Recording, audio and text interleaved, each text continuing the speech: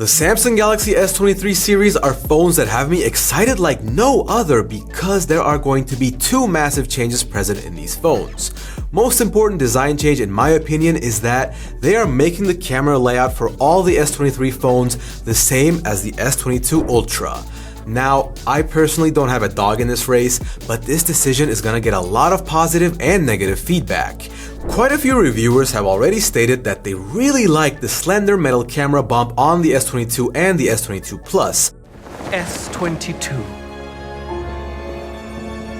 It is beautiful. It's definitely an interesting choice by Samsung to completely remove this camera bump from all of their phones.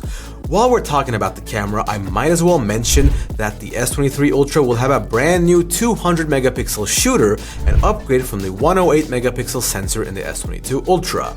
Now, while megapixel numbers are mostly semantics because the majority of phones use pixel binning, the high resolution mode could give us some insanely detailed shots with this new sensor.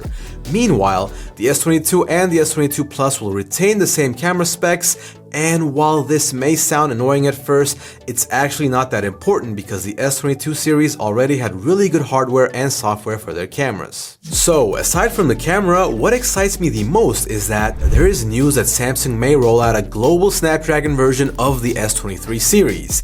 That means no more Exynos, and I actually feel that many out there are missing the point. The chipset doesn't just affect the numbers and percentages regarding the performance of the device, it also affects the quality of the photos and videos that you take.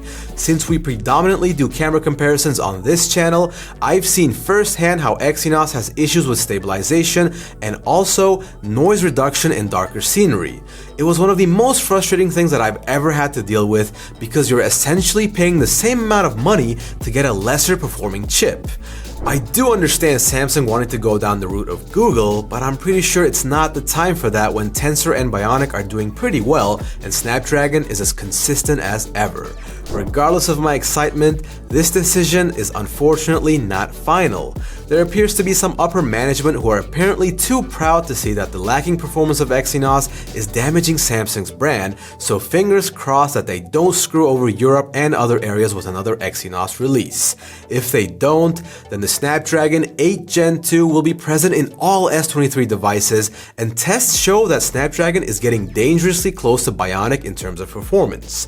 When we get the S23 Ultra, we will be making a big performance test on our channel, so feel free to subscribe to not miss it, and you can also check out our previous performance tests. To power these brand new phones, it seems that Samsung is going to increase the battery capacity of the base and the Plus versions, but interestingly enough, won't do the same for the Ultra version.